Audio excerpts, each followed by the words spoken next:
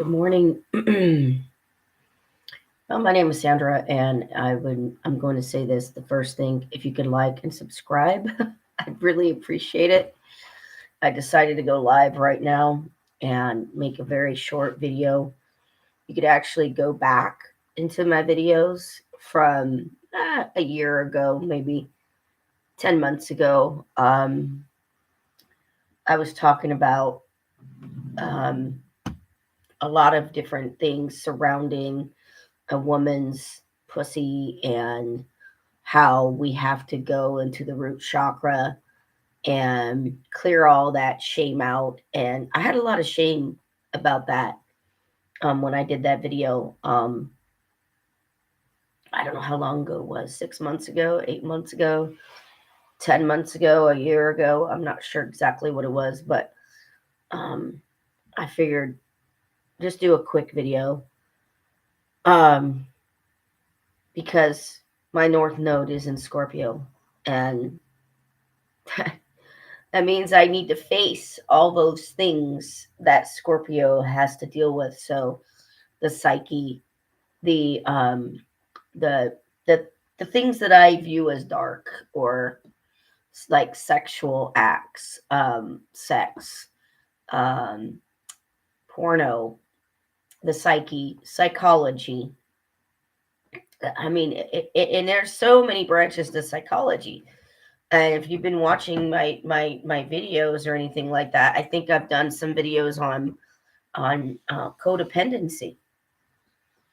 So and there was a time when I had a following of atheists because I was an atheist. Guys, I'm not an atheist anymore. Okay, I'm more like I'm more like a pagan, or maybe a pantheist. Um, you know, uh, After doing all this homework and everything way back when, a long time ago, learning about the origins of of the founding fathers of this country of USA, they were Freemasons. They weren't really true Christians, and Christians have changed a lot of different things in the Bible. So, at one time, I was an atheist. I'm not an atheist anymore. I'm actually the exact opposite. So, I don't think I have any atheists following me anymore.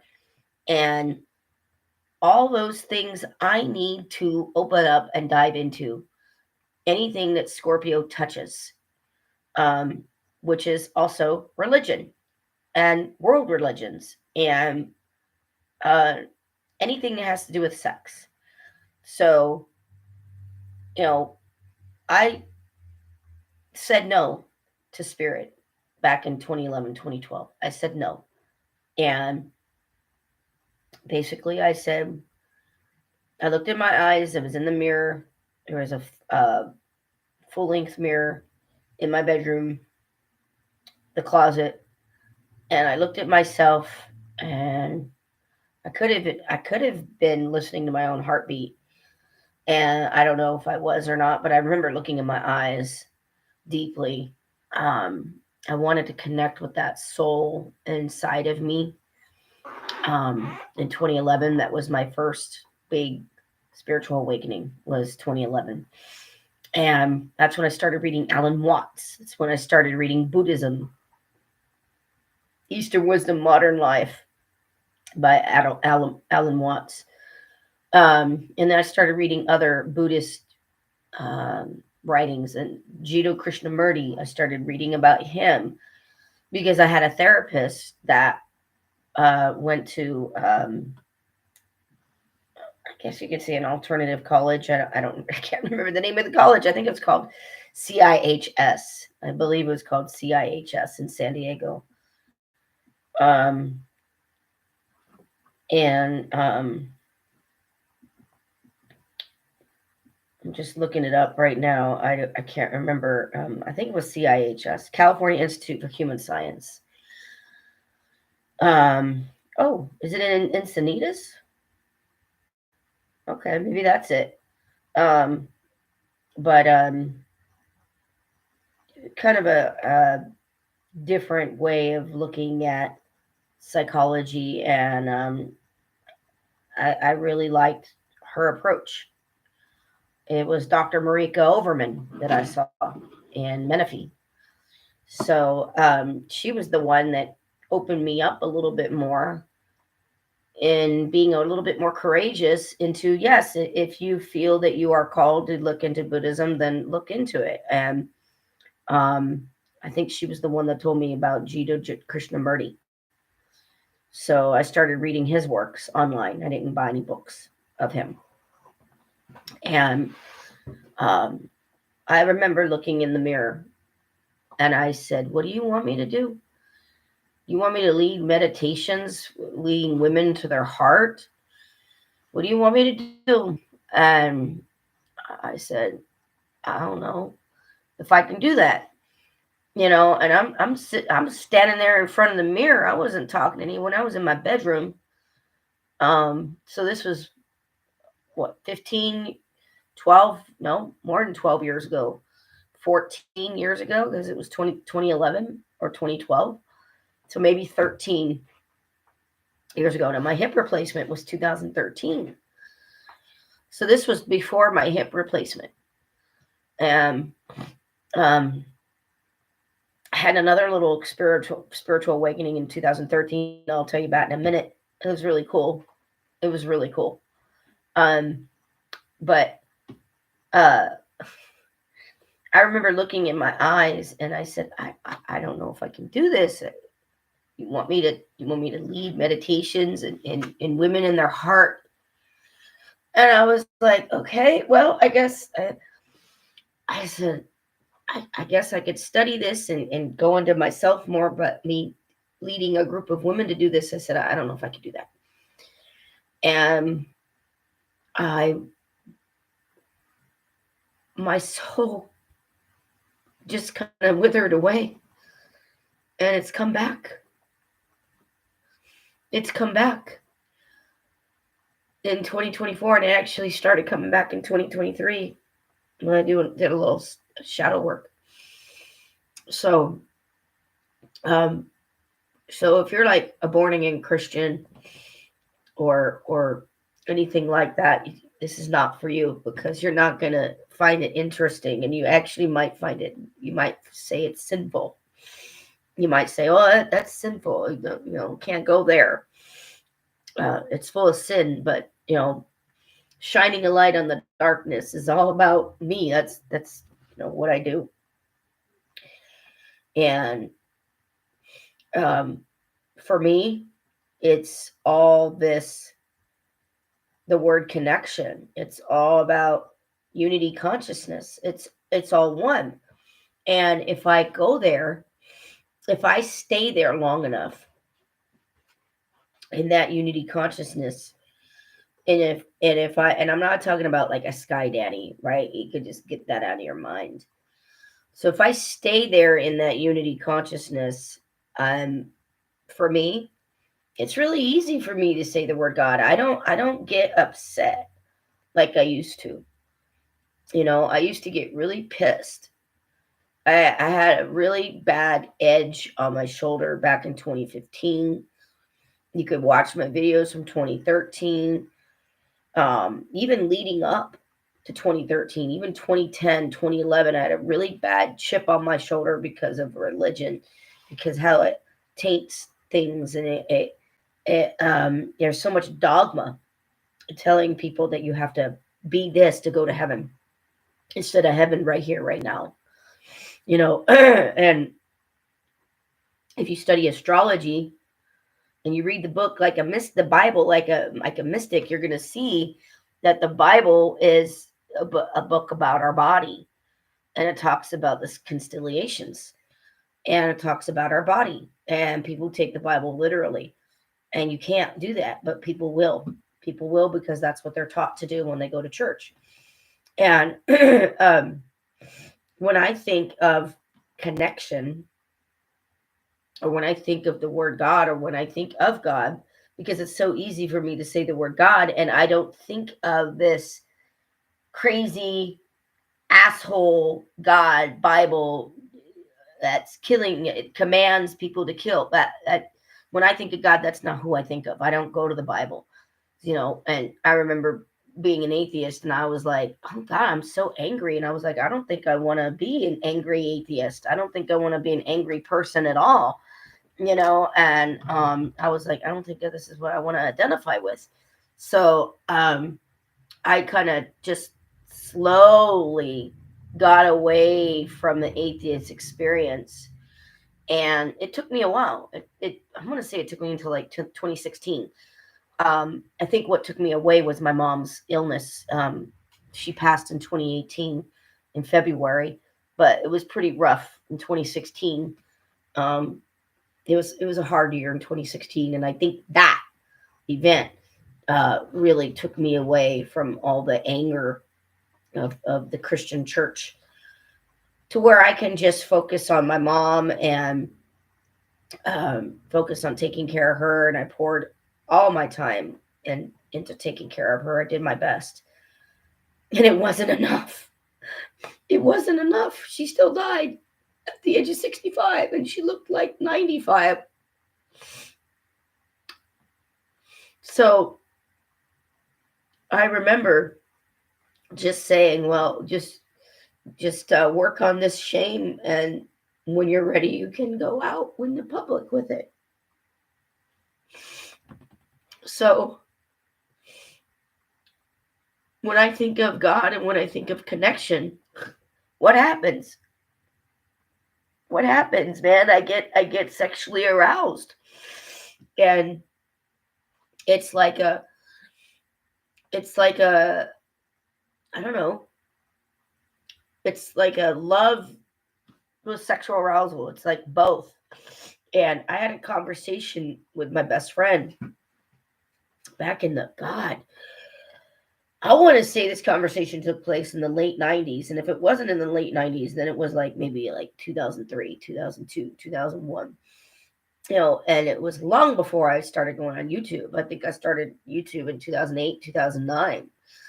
And I remember having what's that? What was that thing called before Facebook?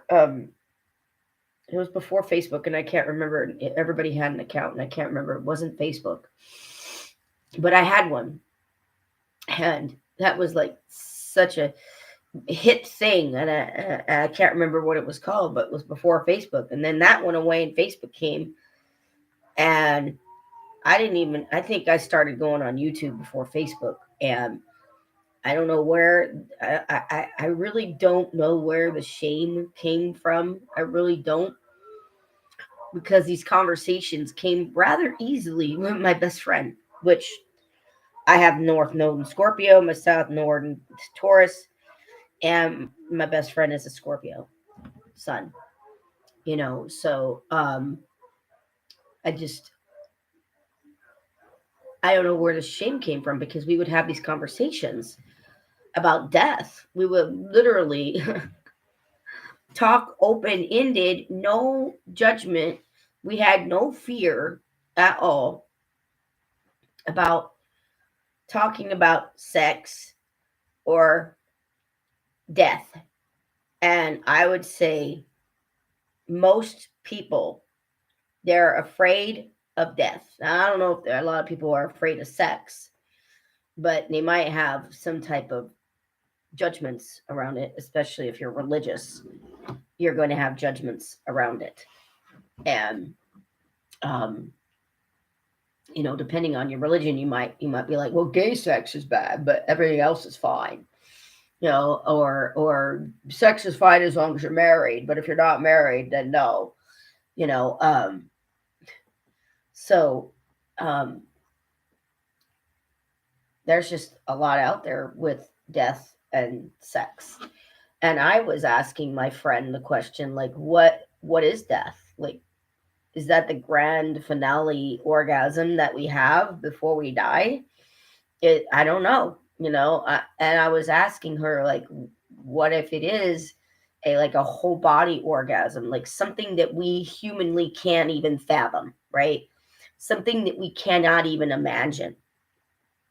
Like we can't, in our human mind, we can't even imagine of what it would be like to die until you die, unless you come back. And I guess it's called an NDE, a near death experience, which YouTube is blowing up with people with near death experience. YouTube is all over the place with that. So yeah, I was just open with my friend, and it was just a free flowing. um I really didn't I really didn't I guess I really didn't feel a lot of shame.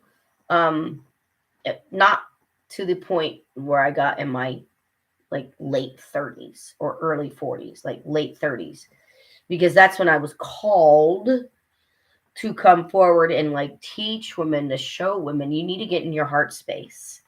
Your heart space is where you're going to grow. Your heart space is where you're going to flow. Your heart space is where you're going to be able to transform your world and the world of other people. You're not going to do it in your head. You're not going to do it by thinking. You're going to do it by getting in the heart space. And focusing on that makes me feel very, very connected to source. And if I stay long enough, yeah, I will get sexually aroused. Now, guys, I buried my mom. So I know what love feels like. I've been there before, where I was at the foot of my mom's bed, and it was her bed in the nursing home. And she was that doing that strange breathing where you breathe in, take a breath, maybe um, you hold it. And she was holding her breath like 10 or 15 seconds. And then you would hear an exhale. And then she would hold her breath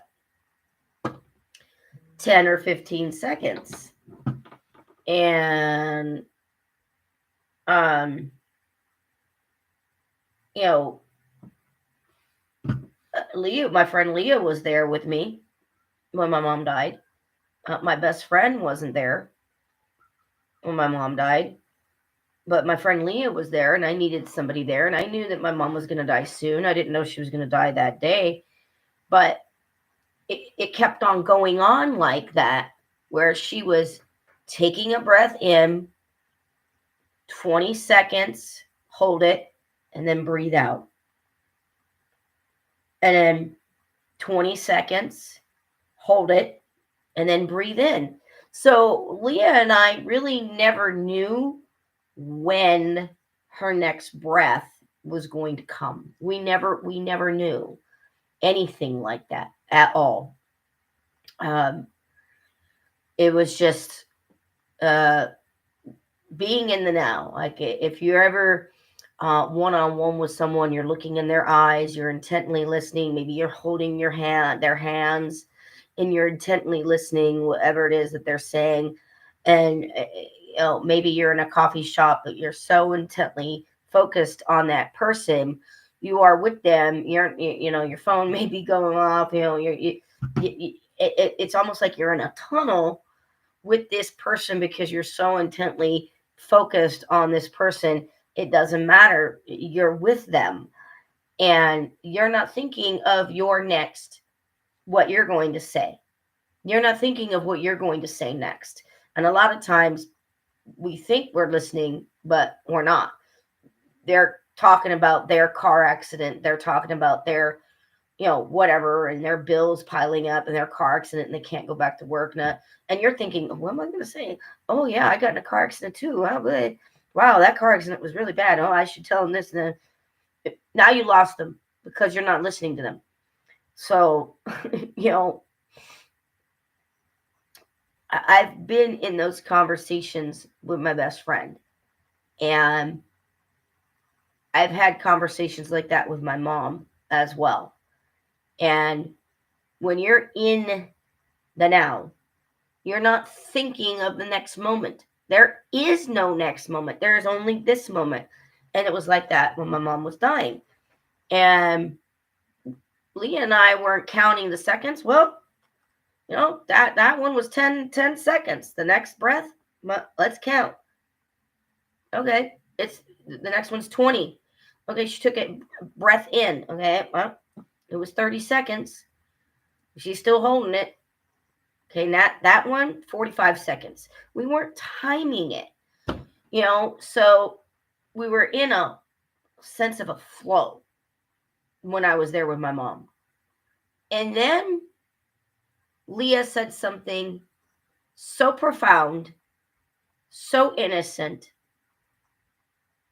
so gentle, but so deep. And wow, she said, I think your mom stopped breathing. And I went, ah. And my mom came to me and she put her hands around me. And she reached in and grabbed my heart.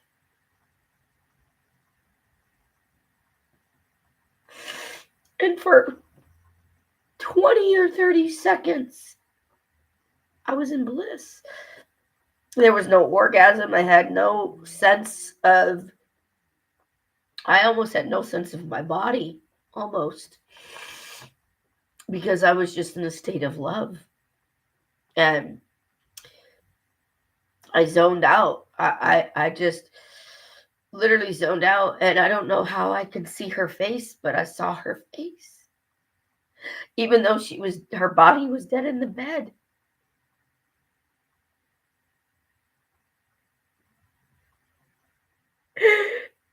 I tried so hard. I tried so hard.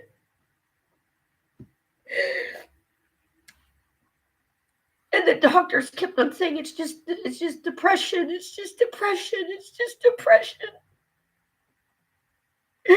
And nobody would diagnose her with Alzheimer's. Not until 10 days before her death. She did not get the help she needed. But that love was mind-blowing. It's mind-blowing. And when I think of God, because I'm not angry anymore, I can say the word God. I can think the word God. It doesn't rile me up like it used to. Oh, I was mad. Guys, I was mad. I was pissed in 2015. I was pissed in 2016. If you were near me and if you were saying, let's talk about God, let's talk about the Bible, I would literally look at you and be like, don't you dare say the word God near me. That I would literally tell people, I would demand people, don't you dare say that word God near me. If you want to say it with your other friends, fine. But I was so pissed that people probably stayed away from me because I was so mad in 2015 and 16. Because when I thought of God, I thought of the Bible. And I had to take God out of the Bible for me. I had to put God where it belonged with me. I had to create my own definition of what God was. Yeah, and I had to go back to when I was 11. I was a mystic when I was 11. I was sitting on the whatever,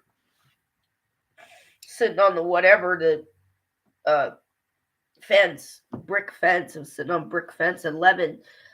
My mom didn't teach me about God, and I looked up to the sky and I went, well, Sandra, what do you believe?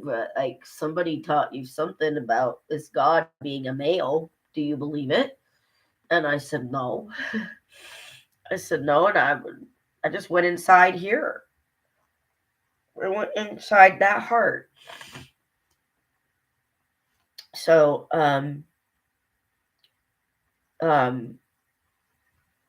11, I was like, why can't God be both? Why can't God be like non-human, like just a spirit? Why can't God just be something that we don't understand? Why does it have to be a man? Like, and when I was 11, I wasn't reading the Bible at all.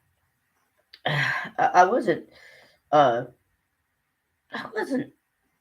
reading the Bible. And I had a kid's Bible, rather large, It was called the Illustrated Bible for Children or something like that. I read it here and there as a child because I liked reading. Um, as a child, but once I got a teenager, I didn't like reading anymore. But it wasn't my mom that taught me about Jesus, and me going to church just once or twice a year. Okay, Jesus was a healer. I remember going to church once or twice a year. My dad would take me. My mom would never take me. Oh God, no. My mom had her own spirituality.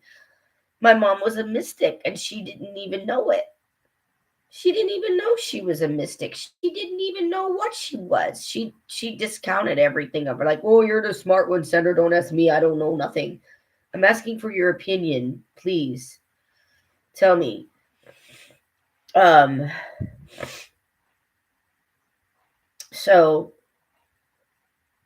that love, I knew what it was like when my mom died, and she came in and rubbed my heart. She was rubbing it, and she was rubbing my face for 30 seconds. I've been there before with my best friend Michelle Kinley. She died, I want to say 1993. Yeah, because I graduated high school in 93, and she had an asthma attack, and I wasn't there with Michelle. I was working full time. I was working like some weeks 40 hours a week, some weeks 60 hours a week. Like, I don't know, maybe 2 months, 3 months, 4 months right after high school, I was working. Like, no college. I went boom, work. Hit the ground running, boom, work. And um I remember grieving for 6 months for Michelle. She was my best friend. And it must have been 10 years after she died, 93, 03. Yeah, 03. Maybe it was 03. I don't know. It was definitely before 2018. I remember parking and I remember just talking to Michelle and grieving. I said, I'm sorry that I wasn't there for you. And I apologize for all the things that went wrong in our friendship because we had a little rift tiff before she died. And um, we had a friendship fight and we weren't talking. And I have a feeling if we were talking on talking terms, she might have called me for me to be there for her. But her dad drove her to the hospital instead of calling 911. Um, and I didn't get to go to the funeral, but I wasn't invited. Probably wouldn't have been able to go anyway because I was working. But if I was invited, I would have gone. But when I connected with Michelle, whenever that was, 2003, 2008, I was really grieving her and telling her that I loved her and missed her, and then I was sorry for all this stuff that happened. She came to me.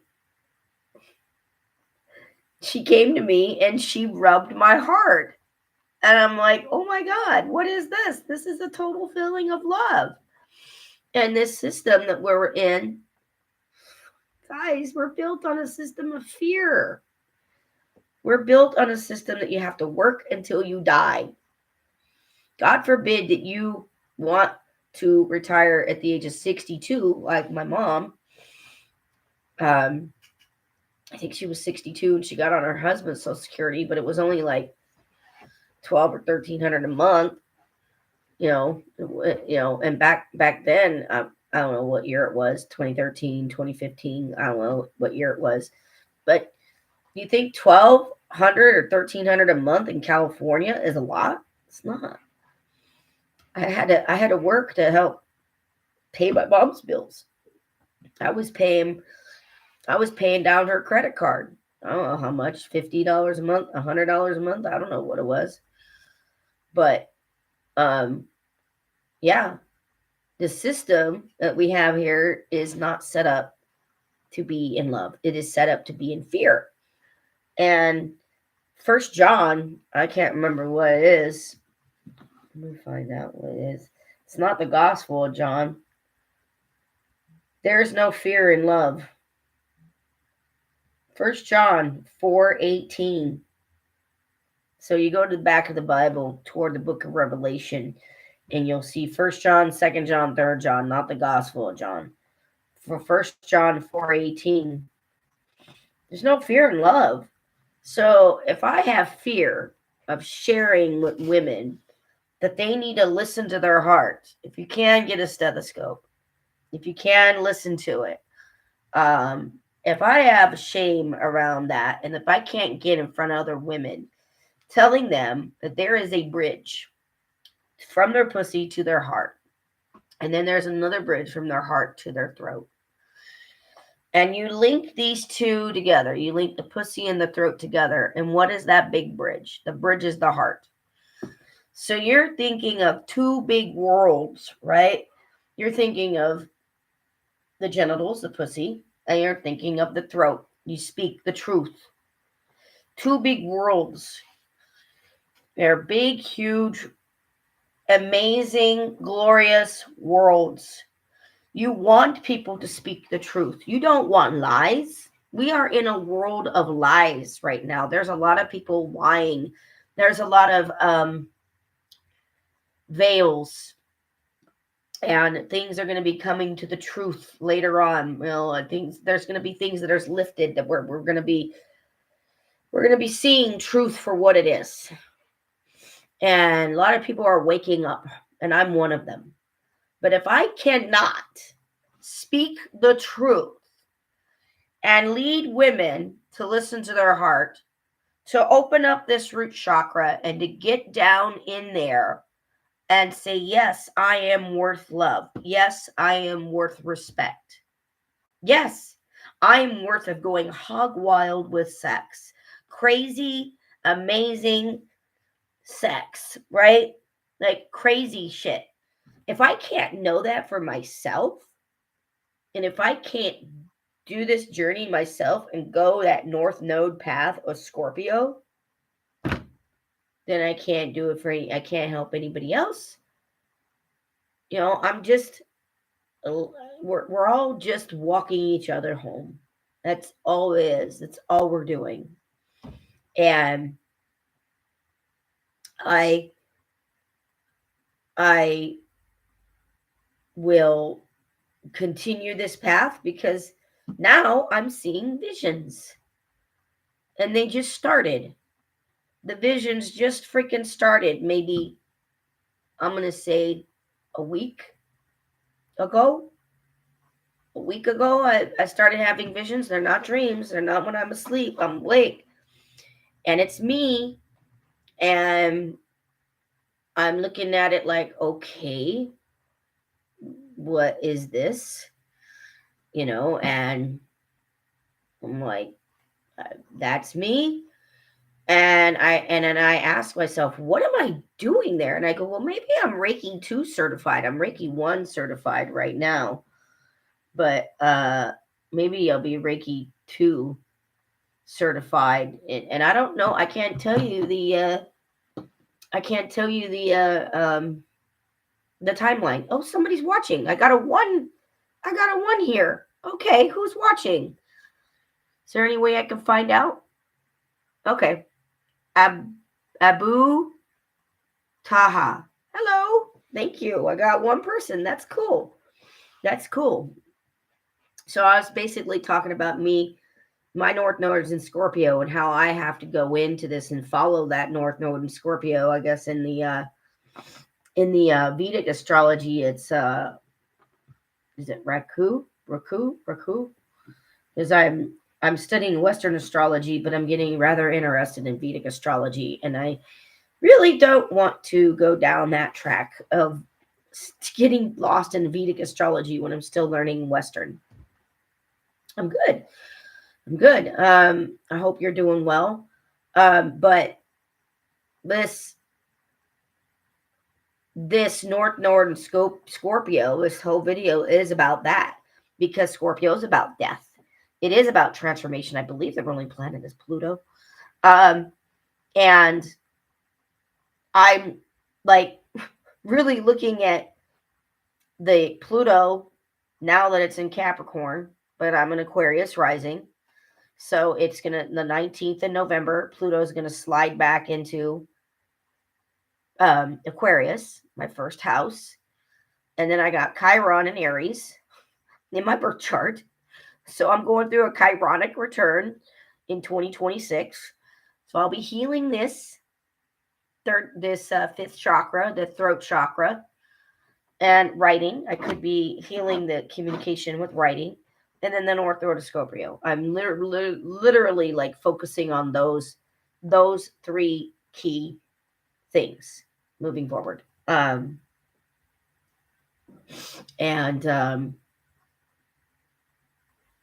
yeah, it's I don't know how to say it, but I can tell you that there's a lot of people waking up right now, and I'm one of them.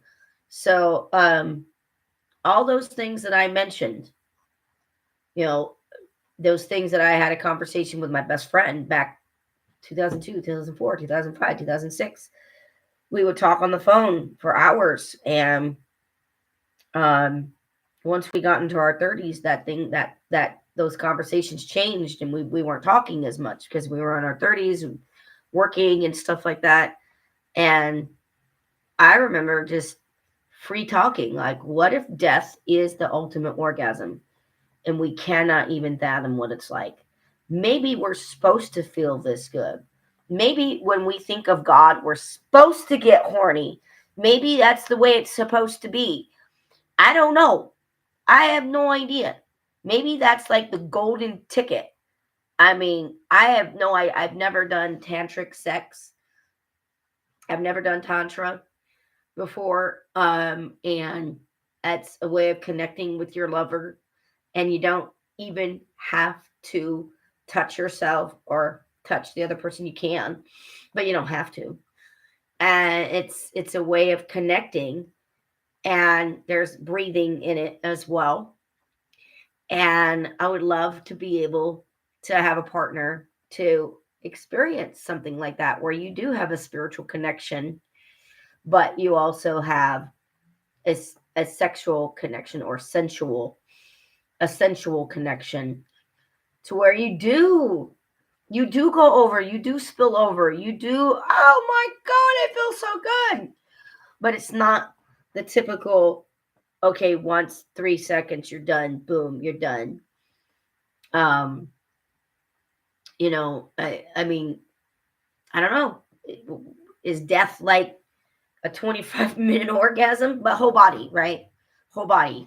So I've only explained two because I'm a human. I'm in human form. I am not this body. I am not this body. I am not this thing that you see. I am like renting a meat suit right now. This body is a rental.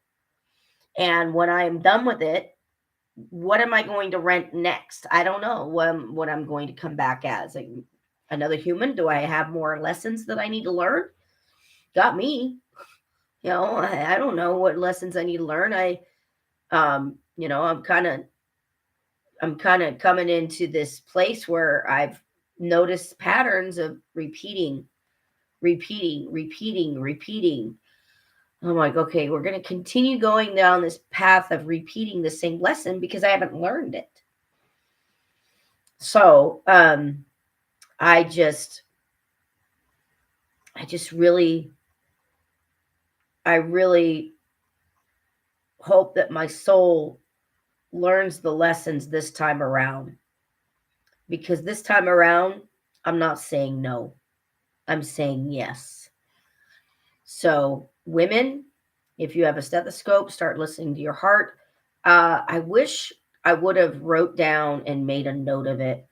And I don't know if there's a because we're on information overload right now. And it was a good 10, 15 years ago. Um and I don't know if there's an I don't know if there's a website or web page, or maybe empathy. Let me see. I'm gonna look it up. Let's see. Okay, listen. Okay, it's still there. Now we got this AI overview. When you Google something, I use Google. If you use iPhone, you're not using Google, you're using something else. But it's all this AI stuff.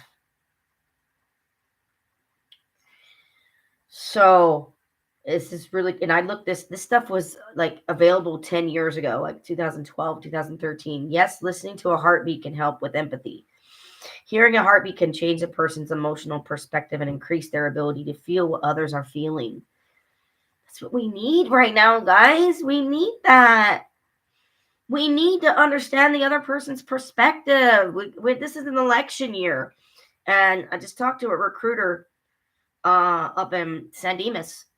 I just had an interview with them 2 or 3 days ago. And I was asking her about the job market and if they're busy. And she said, not really. It's an election year. And I said, really? And she goes, yeah, every election year this happens where the people get scared and there's just no hiring. And I said, for how long? She goes, oh, for the last 20 years. And I go, 20 years? And she goes, oh, yeah. Every election year, it's the same thing. I'll go, 20 years.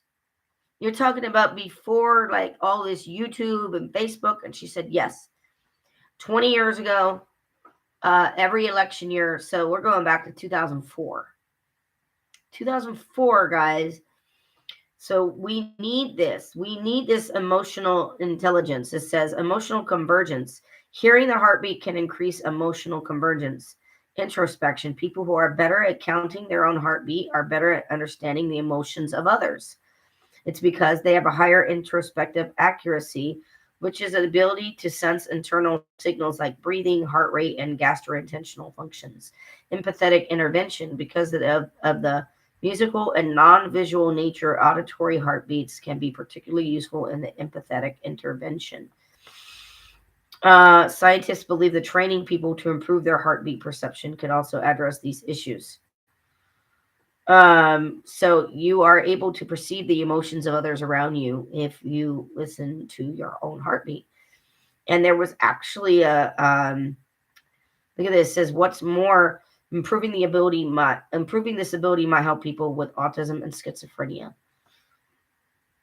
Can you feel your heartbeat softly against your breastbone, or perhaps you feel hungry, thirsty, or in pain? This is really interesting. And of course, feeling of comfort because you were in the womb when you were developing. You were listening to your mother's heart. As far as I know, I don't think anybody was born in a petri dish. I think we all were in a womb. Every single one of us was in a womb. So, we're not manufactured. As far as I know, we're not there yet. I hope we don't get there. But, that really is the gist of it right there, is listening to your heartbeat and getting back to that space of being, just being, not doing, not being, just receiving. And I would imagine that it felt pretty good as a fetus or an embryo in my mother's womb. I would think it felt pretty good to be there. And yeah, I'm gonna have to continue this track down this north node in Scorpio. And there's tons of books on astrology here that I got from the library because I want to learn the astrology behind all the constellations. There's a reason why I got astrology books. And so within, so without, what you see in your world and how you see it panning out is a depiction of the internal of what's going on in here. So for me to be able to shift from this analytical to this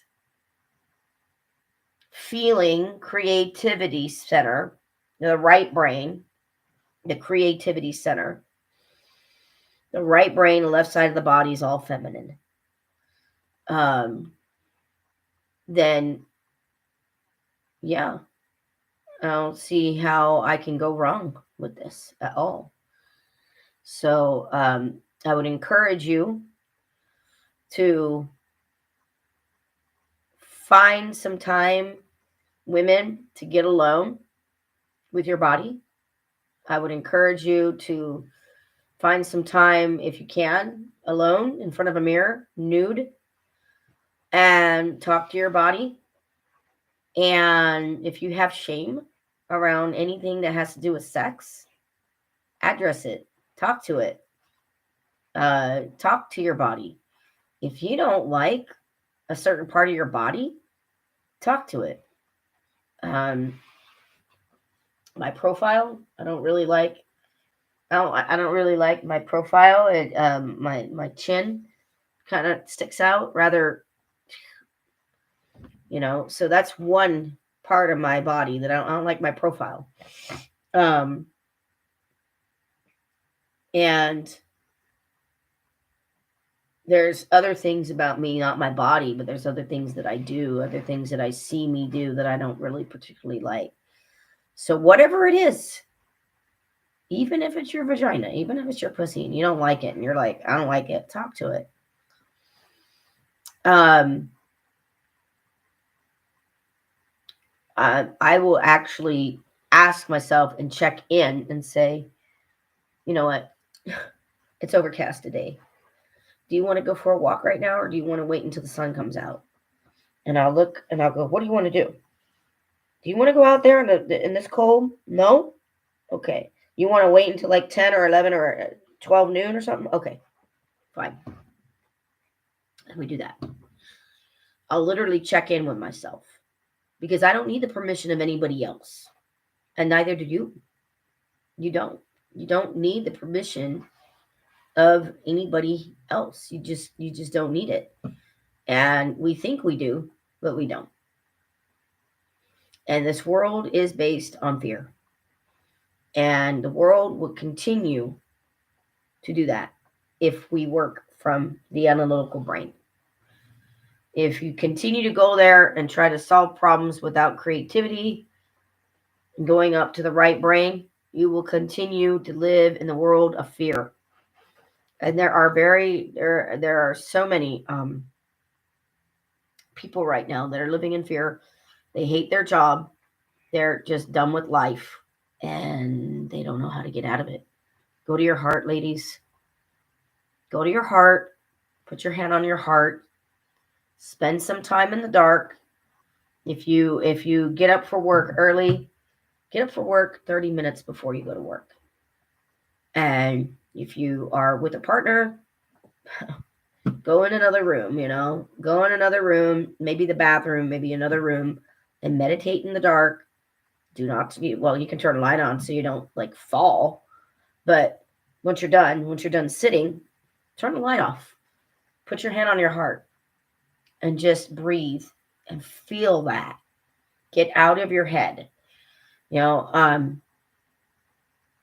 If you have to go into a fantasy land of your favorite place, whatever it is, beach, an ocean, mountains, whatever your favorite place is, go there and put your hand on your heart so you can leave your worries behind.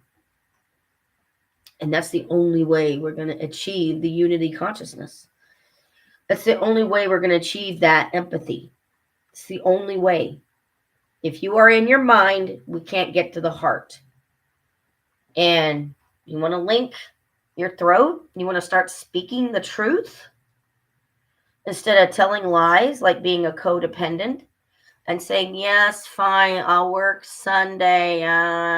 Instead of saying, you know what, Mr. Boss Man, I worked 56 hours this week, and it's Saturday, and I put in 5 hours. I'm going to take tomorrow off. I'll see you on Monday. Have a good day. What's the worst that can happen? Get fired. Yeah, get fired. Depending on what you do, depending on how it is, how much they value you. I will tell you that that if they have somebody else that can do it there already, they'll probably let you go. But if they don't have someone else that can do what you can do, you know, it just depends on your job. And I really don't know if I can be that person to say, yes, I'll work on Sunday if I'm already working 6 days a week. I don't think I could do that. Not after what I've been through. But we need to start speaking the truth. We have to start changing our world. And you're going to feel it too. You're going to feel a different vibration. Try it for like 3 days. Try it. Write down what you normally talk about, what your conversations are. Write down what you usually think about for 3 days. Say Monday, Tuesday, Wednesday. Well, this was my predominant thought all day on Monday. This was my predominant thought all day on Tuesday. This was my predominant thought all day on Wednesday. And these are the things that I was thinking about over and over and over and ruminating over and over and over again. And then switch it up. Thursday, Friday, Saturday, switch it up. You say, you know what? I'm not going to think about those things. Maybe you're worrying about something. How am I going to pay this bill? How am I going to get over there to this thing? Oh, how am I going to, I got to get this done. How am I going to do that? I got this, and this, and these three things are blocking me from doing that. Think about something else. Think about, what would it look like if it was a perfect world? Or what would it look like if you didn't have those three problems and you were able to do that thing that you want to do for 3 days? 3 days, try it. Only speak like the real truth. Like there's plenty of money. There's always enough infinite supply of money. Always enough. Even though you don't see proof, say it anyway. There's always enough friends. I always have enough friends to support me. My children are doing well in school. I'm communicating with the teacher, and I got the information that I needed, and things are going well. Even if you don't see proof for 3 days, I guarantee you you're going to start to feel differently. And even the Bible says, as a man thinketh, so is he. As a man thinketh, so is he. What does that mean? If you think this way, you're going to be that way. So if you think you're a loser, you're going to be a loser. If you think you're a winner, you're going to be a winner. You got to believe it. You have to think it. You have to believe it. Oh, I didn't tell you I was going to share with you the 2013, my hip. So my hip, I had a hip replacement in 2013. So it was before New Thought. Well, before I became a New Thought follower, and before I went to Center for Spiritual Living, I had my hip replacement in 2013. So I had no job. I couldn't work for about 6 months. I wasn't going to go around. I mean, I don't even know if I was on disability for 3 months. I can't even tell you that. Somebody else is watching. I don't know if it's the same person that came back, but hello. I see the one again. So 2013, I was out of work for about 6 months, and I said, well, I got a new hip. And at the time, I used to call it a fake hip.